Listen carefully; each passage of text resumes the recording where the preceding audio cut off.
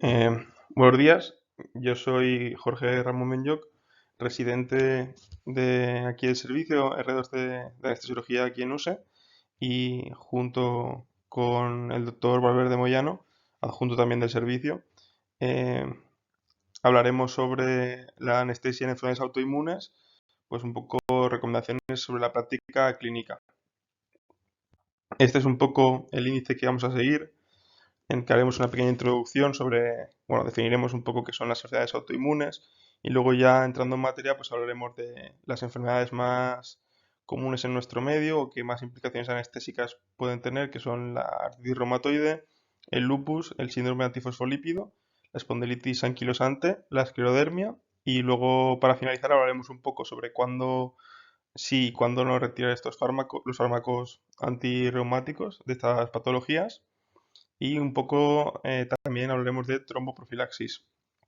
Y bueno, siguiendo por esta línea, eh, la EULAR, la Sociedad Europea de Reumatología, define estas enfermedades como patologías en las que existe una respuesta inmune aberrante hacia un componente corporal normal. Y esto pues eso, va a provocar inflamación, daño celular y daño pues eso, del órgano diana en el que se centre esa patología, ¿no?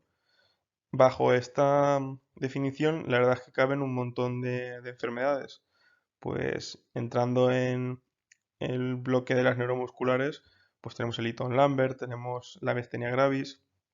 En el bloque de enfermedades neurológicas, pues tenemos esclerosis lateral amiotrófica, esclerosis múltiple. Incluso también pues tenemos, también entra en este grupo pues la diabetes mellitus. Entonces yo en esta sesión me he centrado sobre todo en las enfermedades autoinmunes sistémicas, que son pues, las que hemos comentado en el índice. Y bueno, em, empezamos hablando de la artritis reumatoide. La artritis reumatoide es una patología que tiene una prevalencia global de hasta el 1% en la población adulta, que tiene una mayor prevalencia en mujeres con un ratio 3:1 y que aunque tiene predilección por articulaciones periféricas, produciendo artritis erosiva simétrica, también tiene afectación de las articulaciones axiales y afectaciones sistémicas, como ahora veremos. Bueno, aquí en esta tabla tenemos un resumen de la afectación sistémica que puede tener esta patología. Sin entrar mucho en detalle, pues eso, ver que tiene afectaciones neurológicas, oculares, cardiovasculares, respiratorias, hematológicas, pueden producir anemia y trombocitopenia, hepáticas, también afectación renal, etcétera. Sobre todo detenerme más en las cardiovasculares, que bueno, pues puede producir pericarditis, enfermedades valvulares, anormalidades de la conducción, endocarditis y enfermedad coronaria. Y detenerme más aquí porque sí que se ha visto que durante la historia natural de esta patología, estos pacientes tienen un riesgo em, mayor, tienen aumentada la mortalidad en su historia natural por causas cardiovasculares, ya que tienen un aumento de riesgo aterosclerótico y de accidentes cardiovasculares, como puede ser el infarto agudo de miocardio y eh, un ictus isquémico. Entonces, pues ya que si tiene este aumento de mortalidad a lo largo de su vida, ¿no? A lo largo de la historia natural de la enfermedad, pues cabría la pregunta de decir, oye, y ante una situación mm, estresante a nivel físico como una cirugía, que tiene pues su estrés quirúrgico, sus alteraciones hemodinámicas, mm, que pueden ser más o menos dependiendo del paciente, ¿no? Y de la cirugía. Cabría pensar que hay un aumento de mortalidad en estos pacientes. Pues lo que se han visto en diferentes estudios es que no, que a diferencia de otras patologías autoinmunes que veremos más adelante, la artritis reumatoide no tiene un aumento ni de eventos isquémicos ni de mortalidad por ellos. Mm, Luego veremos que algunas patologías como el lupus pues sí que tienen este aumento de mortalidad. Además de eso también destacar que estas alteraciones de la conducción cardíaca, eh, pues producen un aumento de riesgo de arritmias, que son la principal causa de muerte súbita en estos pacientes. Bien, hablando sobre la afectación articular, eh, como hemos comentado, la mayor parte de la sintomatología es referida a articulaciones periféricas, que nos pueden dificultar pues el acceso a los accesos vasculares o la anestesia locorregional. Pero em, yo aquí voy a hablar en este apartado de la afectación articular que va a impedir, o que va, bueno, no impedir, pero sí dificultar el acceso a vía aérea. Eh, En primer lugar, pues tenemos la subluxación adelantoaxoidea, la imprenta o impresión basilar, la subluxación subaxial y luego tenemos por otra parte la afectación temporomandibular y la cricoaritenoiditis. Empezando por el final, la cricoaritenoiditis es una inflamación o afectación de la articulación cricoaritenoidea, que igual que puede la artritis reumatoide producir eh, daño o deformaciones a nivel articular periférico, pues también lo puede hacer en esta articulación.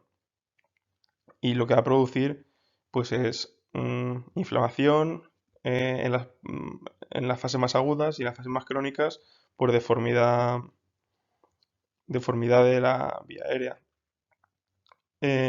Luego lo comentaremos en el siguiente apartado de qué hacer en la preanestesia, pero estos pacientes van a venir, es muy importante la historia clínica y la exploración, puesto que van a venir con, debemos sospechar esta patología en pacientes con disnea, sensación de cuerpo extraño en laringe y ronquera. La afectación temporomandibular eh, nos va nos va a condicionar sobre todo a nivel de apertura de boca y después las tres primeras, la subluxación adelantoaxoidea, la impronta basilar y la subluxación subaxial, lo que nos va a condicionar es una inestabilidad cervical. Y pues eso, como veremos más adelante, pues eso, no poder hacer una hiperextensión y esto pues poder dificultar nuestro acceso a vía aérea. La subluxación adelantoaxoidea, que es esta imagen que tenemos aquí, tiene una prevalencia en pacientes con artritis reumatoide de hasta el 44% según algunas series radiológicas y se define como un aumento de la distancia articular entre la apófisis odontoides y el atlas de 3 milímetros. Luego tenemos otra imagen de la impronta basilar, no es otra cosa que la progresión de la apófisis odontoides hacia el foramen magno, produciendo también inestabilidad. Y luego también la subluxación subaxial, pues sería una afectación de la articulación facetaria y del disco, que producen una subluxación que se define cuando existen más de 3,5 milímetros de traslación de una respecto a la otra o de 11 grados de angulación de estas articulaciones facetarias. Y bueno, ¿qué solicitar en la preanestesia? Pues solicitaremos una analítica estándar, como en todos los pacientes habitualmente, con hemograma bioquímico y coagulación, un electro, eh, por las alteraciones de la conducción, radiografía de tórax y ya dependiendo de la afectación sistémica, si tiene afectación cardíaca, si tiene afectación pulmonar, pues ya podemos solicitar pues, pruebas de función respiratoria, una gasometría arterial y un ecocardio. Para valorar vía aérea, deberemos solicitar una radiografía cervical, tanto en flexión como en extensión, para ver posibles inestabilidades o posibles subluxaciones adelantoxoideas, impronta basilar o subluxaciones subaxiales. Y también podremos pedir una resonancia magnética cervical y, y una electromiografía en el caso de que haya afectación neurológica. Por último, lo que hemos comentado. Si se sospecha cricoaritenoiditis por cualquiera de los síntomas que debemos explorar, ya sea cuerpo extraño sensación de cuerpo extraño, disnea o ronquera, pues debemos solicitar un examen directo por parte de otorrino para ver cómo está, cómo desestructurada puede estar esa laringe. Bien, hemos visto al paciente, lo hemos explorado. ¿Qué hacemos si vemos que tiene inestabilidad cervical, ¿no? Bueno, pues en primer lugar eso, lo hemos visto, hemos hecho la preanestesia y hemos solicitado las radiografías. Y vemos que el paciente, pues tiene, si el paciente tiene sintomatología neurológica, una subluxación atlantexoidea mayor de 9-10 milímetros, una subluxación subaxial con una subluxación subaxial con espacio medular menor de 14 milímetros o impronta basilar, lo que solicitaremos es una resonancia magnética cervical que valore sufrimiento medular y grado de inestabilidad. Y en el caso de que esté indicado, pues, y siempre que sea posible, pospondremos esta cirugía para la que estaba programado para hacer primero una fijación quirúrgica de esta inestabilidad y así resolverla. Bueno, ya hemos visto qué factores nos pueden condicionar una vía aérea difícil.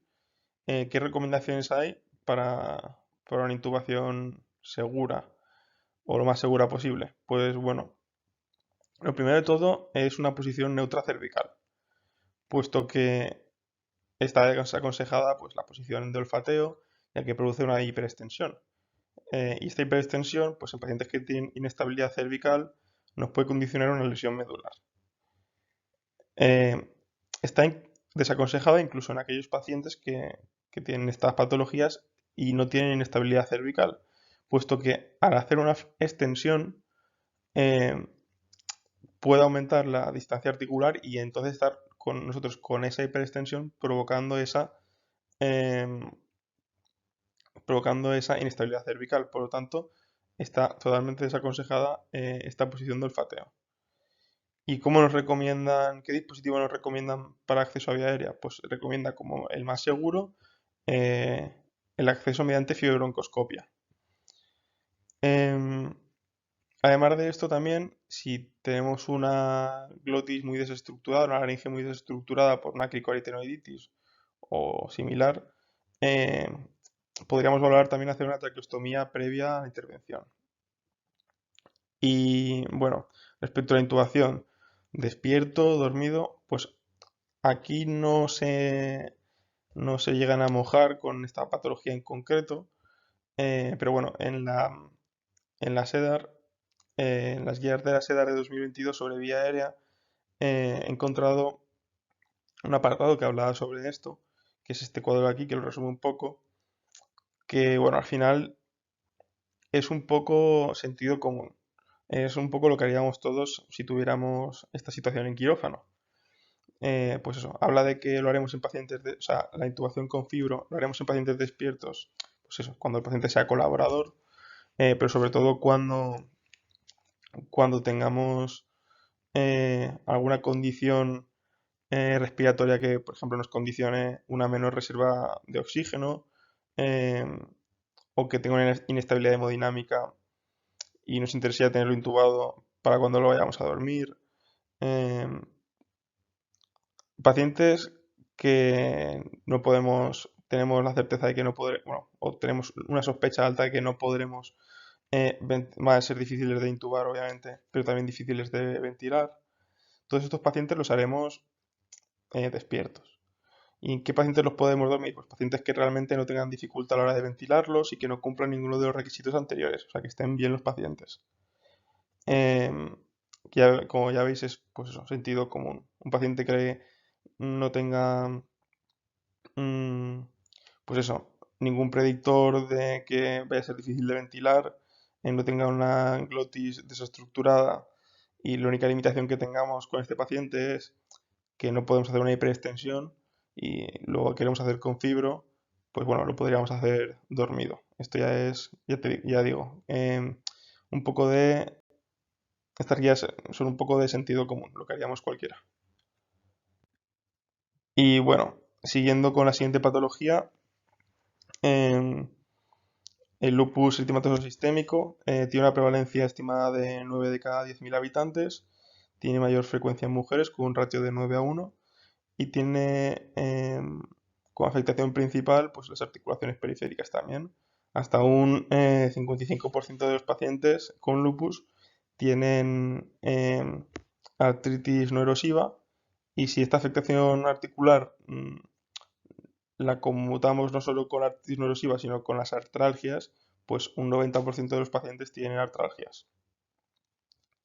Además de esto, pues también tiene su afectación sistémica que vemos aquí en este cuadro.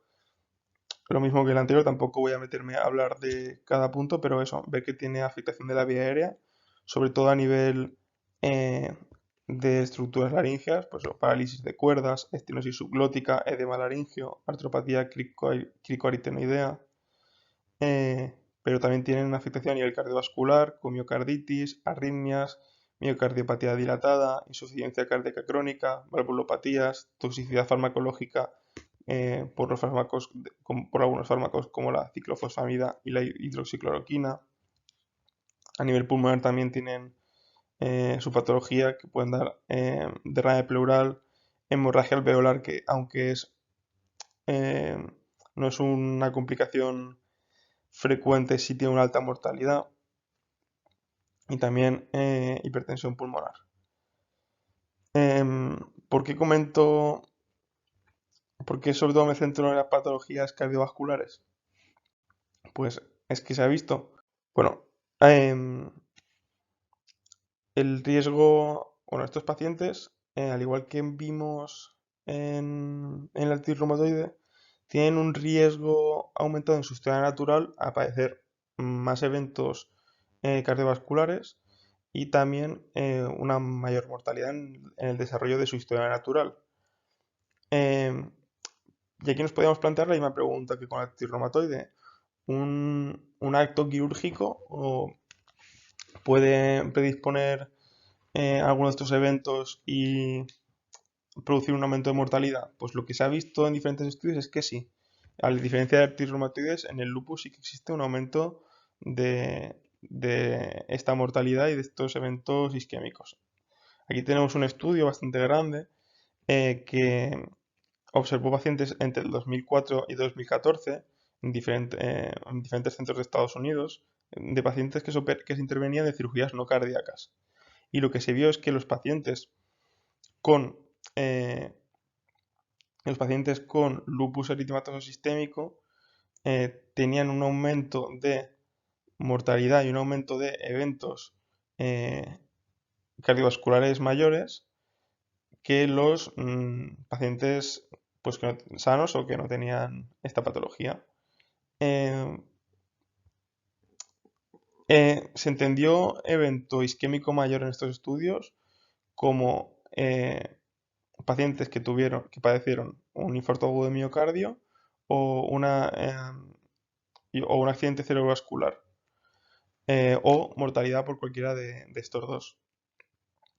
Y además de esto, se vio que el grupo donde esta diferencia era más acusada era en el subgrupo de mujeres que tenían entre 18 y 40 años, ya que ahí el riesgo de el grupo de pacientes con lupus y sin lupus aumentaba hasta un 27% en los pacientes con lupus.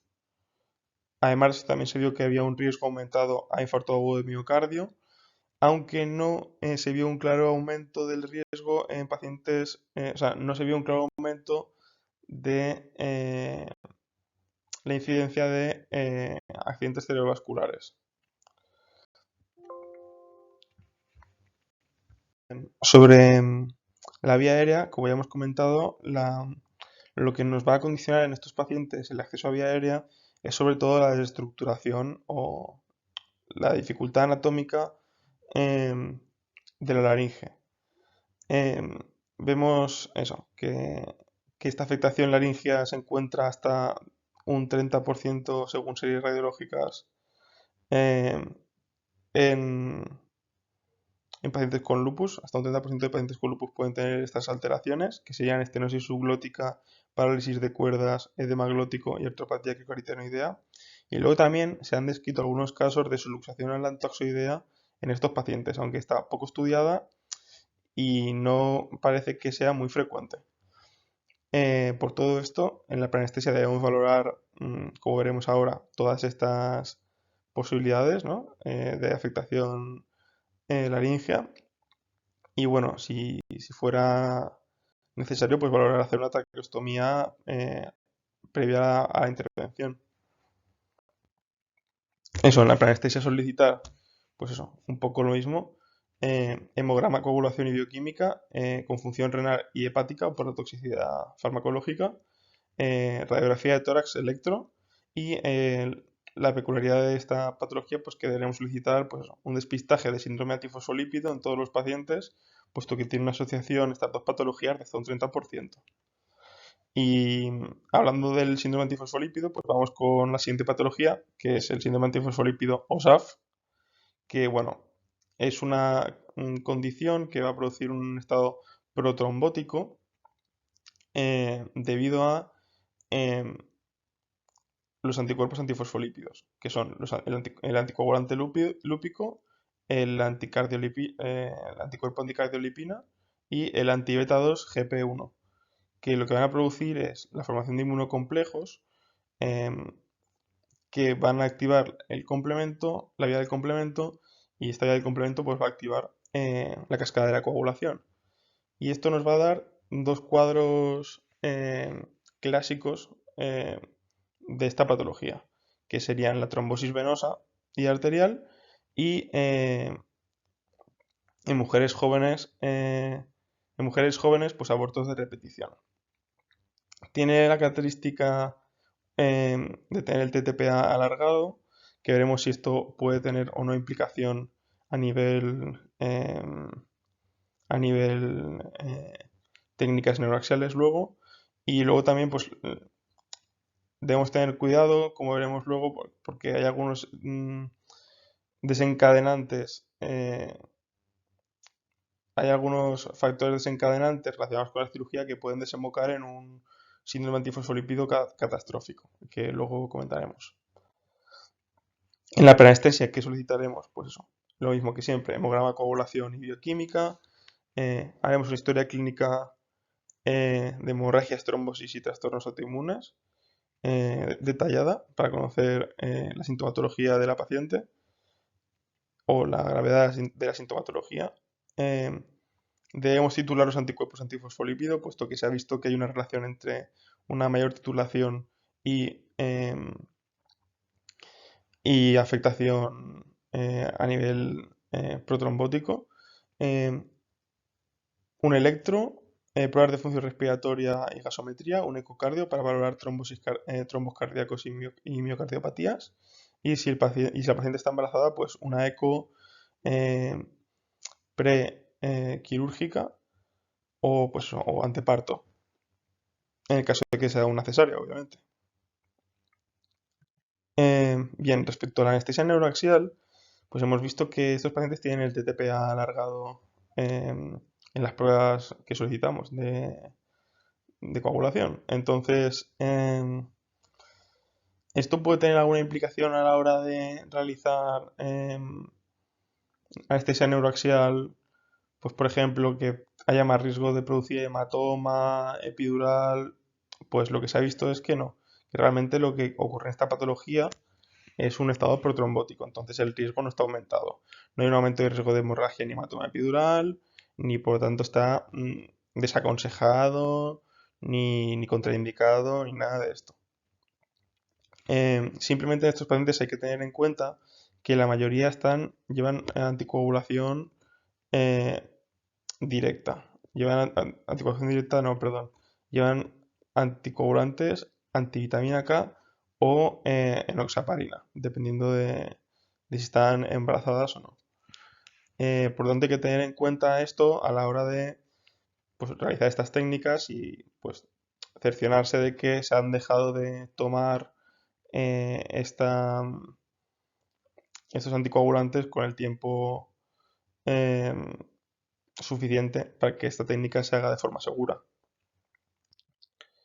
Em, Bien, hablando de la principal o de la complicación más llamativa de esta patología, el SAF catastrófico no es otra cosa que una microangiopatía trombótica con fallo multiorgánico, que para ser catalogado como SAF catastrófico, pues debe tener los siguientes criterios, y es que hay una manifestación clínica o daño de 3 o más órganos o sistemas, que se produzca de forma simultánea y rápida el desarrollo de estas manifestaciones clínicas en menos de una semana, que la oclusión de pequeño vaso se demuestre a nivel histológico y que el laboratorio confirme la presencia de anticuerpos antifosfolípido.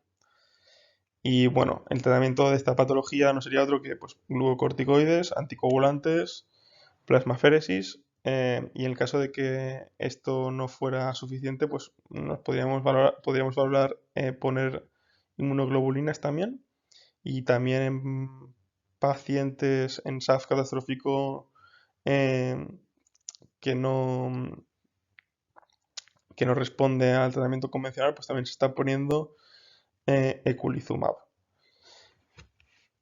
Y bueno, cambiando de patología, vamos ya por la espondilitis anquilosante o las espondiloartritis axiales, que son patologías relacionadas con el HLA-B27.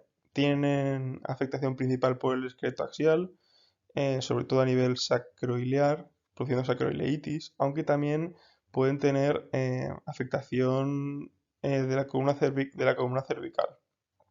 Tiene una prevalencia mayor en hombres. En hombres es hasta el 1% de la población caucásica, mientras que en mujeres es el 0,5%. Y pues aquí tenemos las afectaciones sistémicas de esta patología. Lo mismo que el resto, tampoco me meteré a hablar de todas, pero bueno, destacar las musculoesqueléticas, las cardiovasculares y las pulmonares. A nivel musculoesquelético pues tendremos afectación de la columna cervical, lumbar, afectación de la articulación temporomandibular, fracturas vertebrales con la extensión cervical y osificación de ligamentos interespinosos. A nivel de vía aérea pues podemos tener artritis cricoaritenoidea, eh, fibrosis pulmonar y un patrón restrictivo por afectación costovertebral. Además de esto, a nivel cardiovascular, pues también pues, patologías valvulares, defectos de conducción, insuficiencia aórtica, sobre todo eso, tema de valvulopatías a nivel mitral y aortitis. Em, Nada, respecto a la afectación cervical y dificultad en vía aérea, pues estos pacientes, sobre todo, la, lo que nos condiciona la vía aérea va a ser un tema anatómico, por afectación de la temporomandibular, que nos va a dificultar la apertura bucal y la anquilosis cervical, eh, ya que no nos va a permitir de forma mecánica la extensión o la hiperextensión, y que también debemos tener con cuidado, ya que una hiperextensión en estos pacientes pues hemos visto que puede producir fractura vertebral y por lo tanto lesión medular. El manejo de estos pacientes, lo que se aconseja es que se haga en una posición neutra, y que el acceso a vía aérea el acceso a la vía aérea de la forma más segura es también la fibroncoscopia. Otras opciones que se han descrito como seguras y como alternativas a esta fibroncoscopia es la intubación mediante mascarilla laringea o la intubación retrógrada, y también, como siempre y como en el resto de pacientes, si hay mucha desestructuración o el acceso va a ser muy complicado, pues también podemos plantearnos hacer una traqueostomía. A nivel de preanestesia, que solicitaremos pues un poco lo mismo de siempre: hemograma, coagulación y bioquímica, placa de tórax, placa cervical, inflexión y en extensión, obviamente bajo la movilidad que tenga nuestro paciente, un electro, un ecocardio y pruebas de función respiratoria. Y bueno, como curiosidades a nivel de anestesia neuroaxial en estos pacientes, es que estos pacientes tienen el ligamento interespinoso calcificado. Entonces, em, esto nos puede dificultar en el trayecto a la hora de hacer anestesia neuroaxial, ya sea una epidural o una mm, anestesia raquídea, pues nos va a dificultar durante todo el trayecto em, el acceso. ¿Qué soluciones o qué soluciones se han encontrado para salvar esta dificultad? Pues se ha escrito para salvar este obstáculo, por así decirlo, la técnica paramedial, aunque tampoco se ha visto que haya un aumento de la tasa de éxito, ¿no? No es, digamos que no es, aunque está escrito, no tiene una tasa de éxito mucho mayor respecto a las técnicas mediales en estos casos. Como curiosidad, la articulación, no, perdón, el ligamento sacrococcigio no suele calcificarse. Por lo tanto, podemos tener acceso al hiato sacro, eh, pudiendo realizar una epidural caudal. Problemas de esto, mientras que en los niños sí que utilizamos esta técnica como anestesia neuroaxial, pues en los adultos sí que se ha visto que esta, que la distribución de anestésico local cuando hacemos una epidural caudal, pues es más em, menos eficiente, por así decirlo, ¿no? Es más impredecible. Por lo tanto, solo se recomienda, sería una posibilidad a realizar en estos pacientes, em, pero solo se recomienda para cirugías o sea, en las que queramos tener una anestesia o una analgesia de la zona perianal o perineal. Em, y bueno, además de eso también hay que tener en cuenta que estos pacientes tienen un riesgo independiente ya de por sí de desarrollar hematoma espinal. Se piensa sobre todo que es debido a las fracturas vertebrales. Por lo tanto, pues eso, hay que tener un poco, entender un poco el contexto de, de estos pacientes y valorar si, si nos es a nivel riesgo-beneficio rentable el hacer estas técnicas em, respecto a no hacerlas, obviamente. Puesto que eso, tienen una dificultad técnica mucho mayor y tienen más riesgo de desarrollo de complicaciones como el hematoma espinal. Bien, por último hablaremos, la última patología de la que hablaremos en esta sesión, pues es de la esclerodermia sistémica.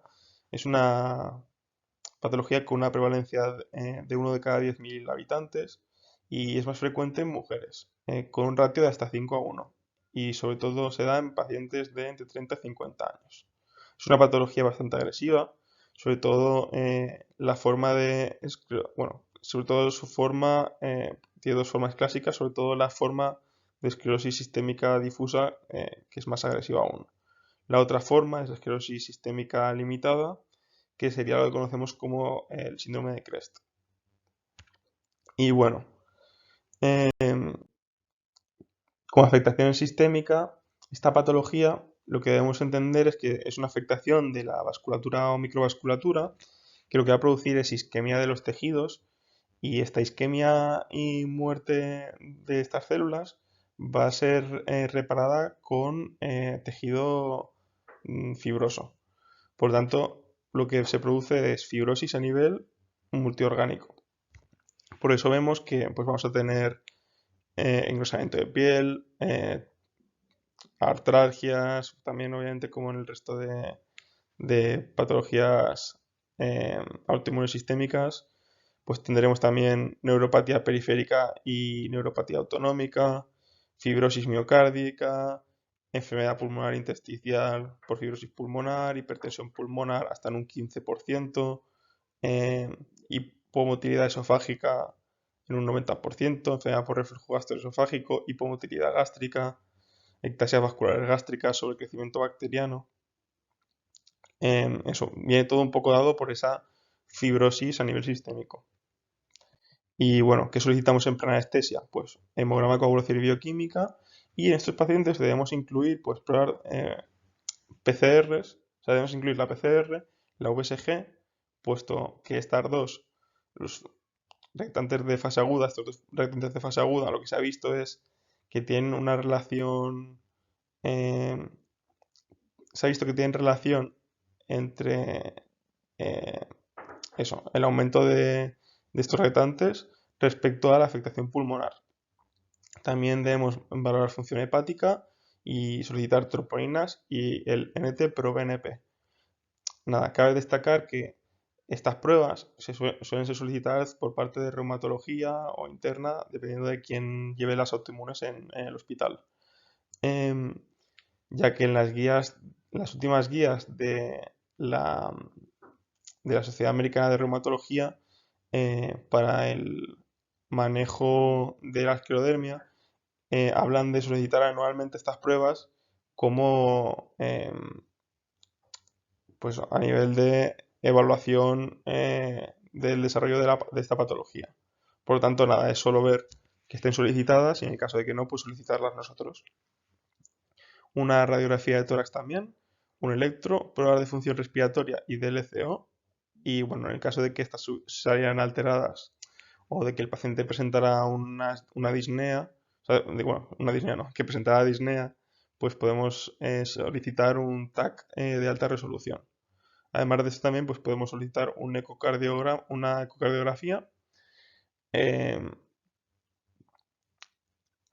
puesto que de esta forma podremos valorar la hipertensión pulmonar y en el caso de que sea necesario, pues ya esto sería indicación de cardio, ¿no? El que no pudieran verlo por ecocardiografía, pues realizar un cateterismo derecho, que sería el gol estándar para evaluación de la hipertensión pulmonar. Respecto al manejo de vía aérea, estos pacientes tienen dos componentes que nos pueden dificultar el acceso a vía aérea. El primero es el anatómico. Estos pacientes tienen microstomía, fibrosis de la articulación temporomandibular. Ambas cosas nos van a condicionar pues, la apertura vocal. Y luego también pues, tienen una limitación en la extensión cervical. Y luego además de eso tienen un riesgo de broncoaspiración aumentado, puesto que tienen hipomotilidad esofágica, hipomotilidad gástrica, enfermedad por reflujo gastroesofágico y bueno, pues sabemos que esto puede condicionar pues un aumento de riesgo de broncoaspiración y que la broncoaspiración es un factor independiente en el aumento de mortalidad de los pacientes posoperados y en general de los pacientes hospitalizados. Por lo tanto, ¿qué se recomienda? Pues se recomienda realizar el acceso a vía aérea mediante fibrobroncoscopio despierto.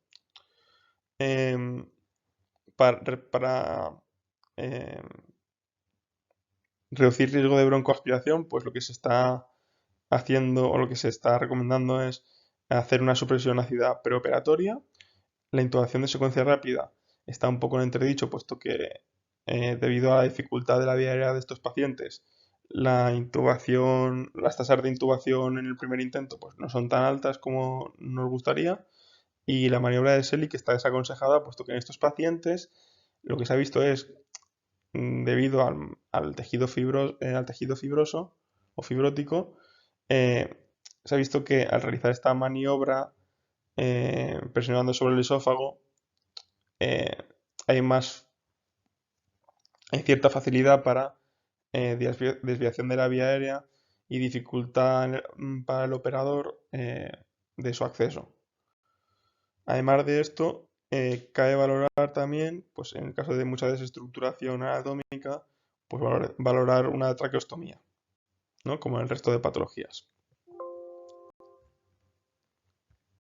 Sobre anestesia regional en estos pacientes, pues estos pacientes tienen, como hemos comentado, neuropatías periféricas a nivel sensitivo y neuropatías autonómicas también. Entonces, destacar que podemos pensar que a lo mejor hay un riesgo aumentado al hacer técnicas locorregionales en estos pacientes de lesión nerviosa. Lo que se ha visto es que no tienen un riesgo aumentado respecto a otros pacientes sin esta patología de aumento de lesión nerviosa.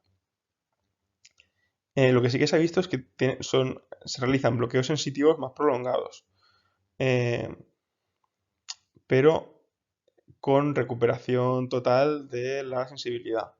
Y luego también hay que tener en cuenta que estos pacientes, pues al tener una neuropatía autonómica, pues las consecuencias hemodinámicas de los bloqueos y de las anestesias neuroaxiales pues están exacerbadas. O sea, podemos tener un mayor impacto hemodinámico al realizar estas técnicas.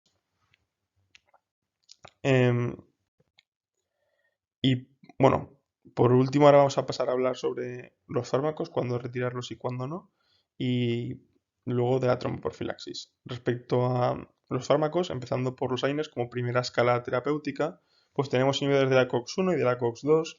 Los de la COX-1 nos van a condicionar a nivel de agregación plaquetaria y bueno, los de la COX-1 se dividen en vida media corta, intermedia y larga. Pues los de vida media corta serían el ibuprofeno, diclofenaco, indometacina, desqueto. Estos habría que retirarlos un día antes de la intervención quirúrgica y con eso estaríamos, em, ya no estaríamos condicionados a esa antiagregación plaquetaria. Los de la COX-1 de vida intermedia serían el naproxeno, el diflunisal y hay que retirarlos de 2 a 3 días antes. Y luego tenemos los de la COX-1 de vida larga, que son los Oxicam, el Meloxicam, el Piroxicam, el Tenoxicam, que estos hay que retirarlos de 1 a 10 días, o sea, hay que retirarlos 10 días antes de la intervención. Los inhibidores de la COX-2, que serían los Coxib, el Celecoxib, el Etoricoxib y el Rofecoxib, mm, no producen una antiagregación plaquetaria, aunque sí pueden condicionar la función renal. Por lo tanto, bueno, no se aconseja tanto su retirada a no ser que el paciente tenga insuficiencia renal crónica, por lo que habría que retirarlo de 2 a 3 días antes de la intervención. Y luego ya pasando a los fármacos antirreumáticos, en 2022 pues salieron estas guías, salieron unas guías por parte del Colegio Americano de Reumatología, en el que pues dan unas recomendaciones acerca de cuándo retirar y cuándo no los fármacos antirreumáticos previo a una cirugía de prótesis de rodilla y prótesis de cadera. En este estudio, perdón, en estas guías, ellos hablan de las limitaciones que han tenido a la hora de recolectar evidencia. Y es que la mayoría, bueno, ponen esta coletilla de que es para cirugías em, de prótesis de cadera y de rodilla, porque son las patologías, porque son las cirugías más frecuentes en estos enfermos, en estos pacientes. Y además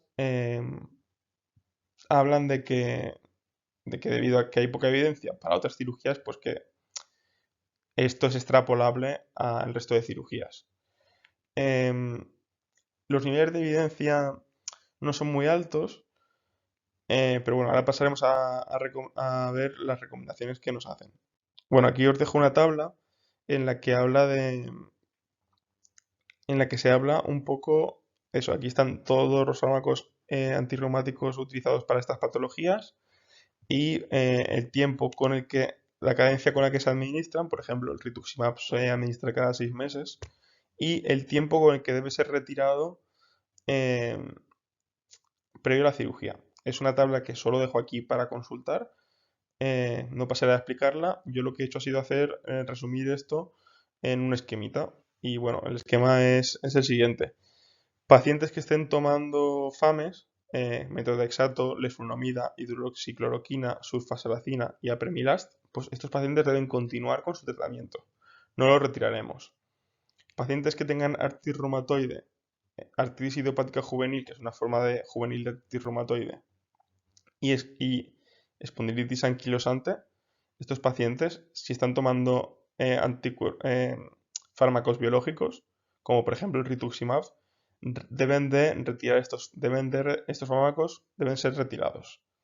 Para esto, pues bueno, vamos a la chuletilla, cada biológico pues debe retirarse con un tiempo previo que, dejo para consultar la tabla anterior, porque cada uno tiene tiempos diferentes.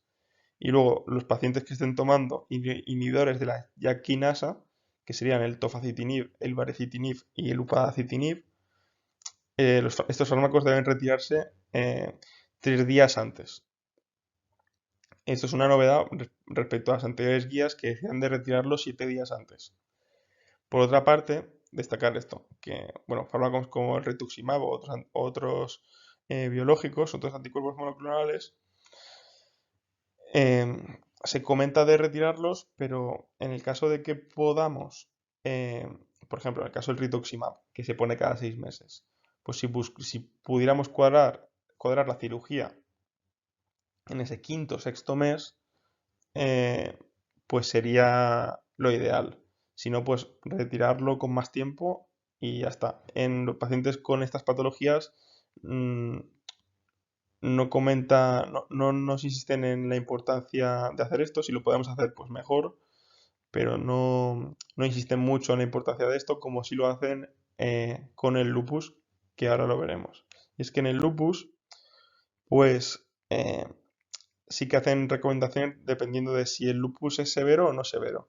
¿Qué se entiende por severo o no severo? Un lupus severo para estas guías sería pacientes que tienen afectación orgánica, pues a nivel, por ejemplo, respiratorio, cardíaco, neurológico, renal, hematológico, que tengan anemia o un recuento plaquetario menor de 50.000 plaquetas.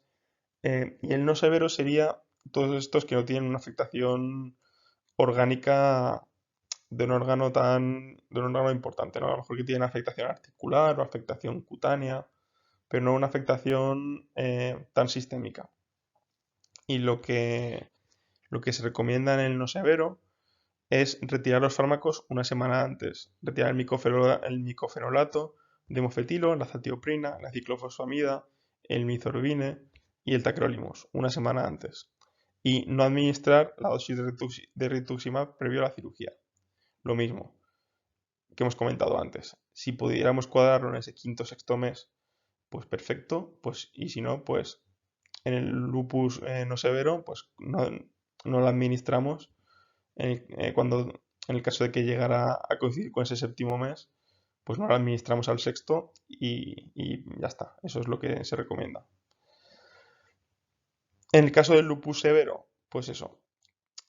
Sí que sí que se recomienda mantener todos estos fármacos que hemos comentado, pues el micofenato de mofetilo, la cetioprina, la ciclofosfamida, el mizorbine, el tacrolimus, el afronilumab y el blocosporin.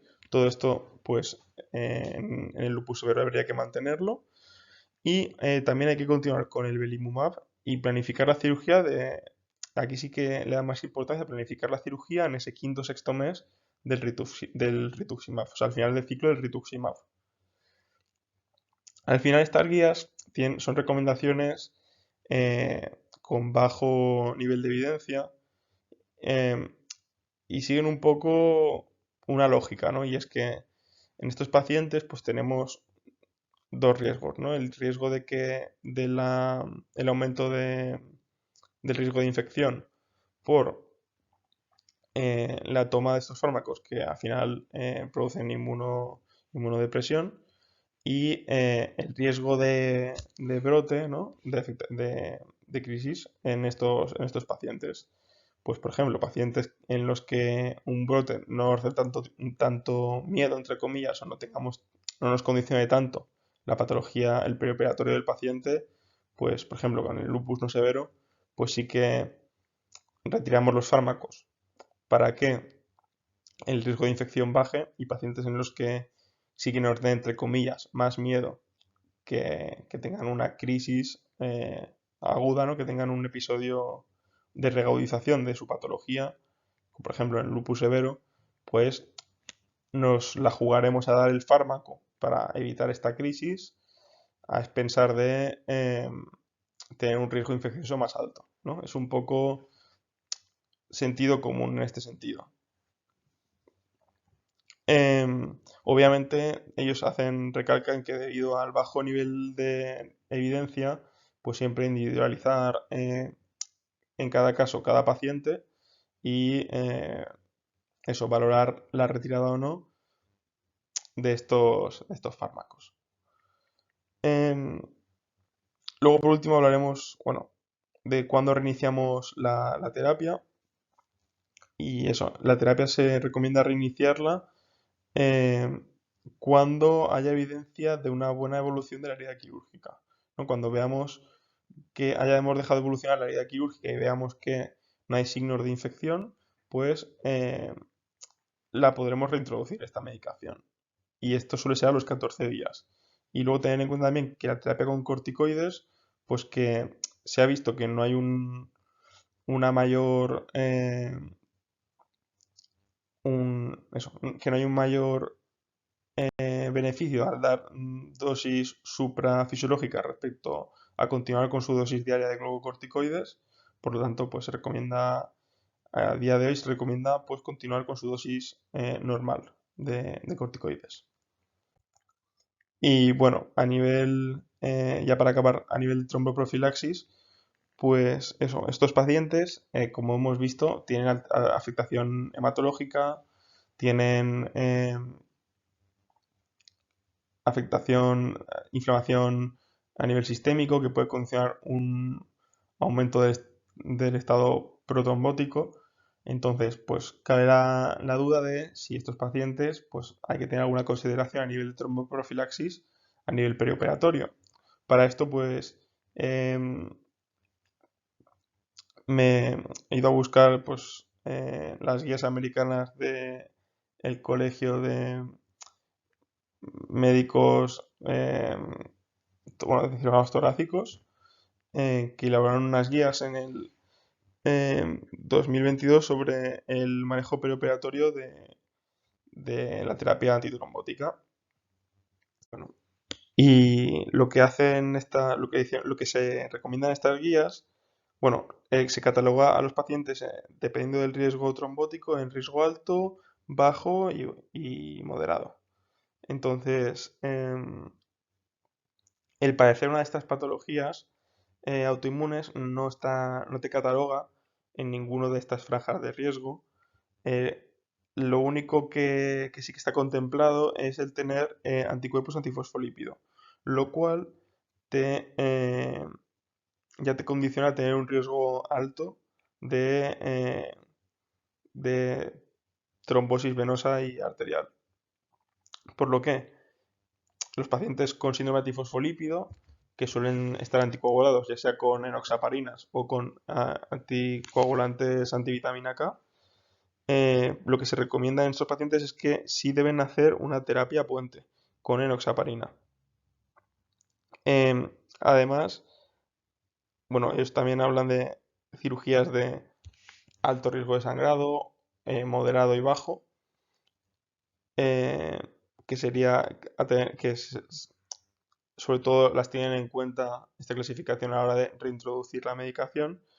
Eh, y lo que comentan para estos pacientes con alto riesgo eh, es reintroducir esta terapia puente en 24 horas si la cirugía ha sido de bajo o moderado riesgo, y en caso de riesgo alto, pues reintroducir esta terapia puente con enoxaparinas entre las 48 y 72 horas.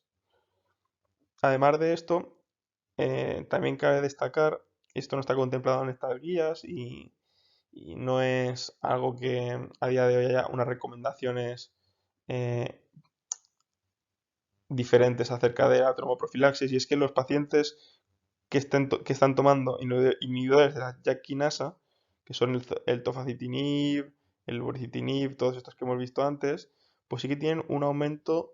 Se está viendo ahí que hay una asociación entre la toma de estos fármacos y un aumento del riesgo tromboembólico venoso. Pero esto es una asociación que se está empezando a ver ahora y que a día de hoy no hay recomendaciones acerca de esto. Únicamente pues tenerlo en cuenta y que a lo mejor en el futuro pues sí que se den recomendaciones de un manejo diferente a nivel tromboprofiláctico en estos pacientes. Bueno, ya para acabar, pues un poco las conclusiones de esta sesión sería eso, tener en cuenta que las patologías autoinmunes, aunque parezca que están un poco alejadas de nuestra práctica clínica, sí que tienen grandes implicaciones en el manejo anestésico, que es muy importante el preoperatorio en estos pacientes, tanto para planificar posibles dificultades perioperatorias, como puede ser la vía aérea, eh, o, o planificar estrategias farmacológicas y antitrombóticas, la importancia de valorar la inestabilidad cervical en artritis reumatoide mediante radiografía dinámica en flexión y en extensión, y la importancia de fibrobroncoscopio en el acceso de vía aérea para estos pacientes. También el riesgo aumentado de broncoaspiración en la esclerodermia y que eso también la importancia de la terapia puente en el síndrome antifosfolípido con heparinas de bajo peso molecular. También, por último, como última conclusión y más importante, que a la hora de retirar unos fármacos, pues lo que estamos teniendo en cuenta principalmente es valorar el riesgo infeccioso del paciente y el riesgo de brote según la agresividad de la patología de nuestro paciente para pues eso, ver si quitamos o no ese fármaco antirreumático. Y nada, aquí dejo la bibliografía y nada, muchas gracias por vuestra atención.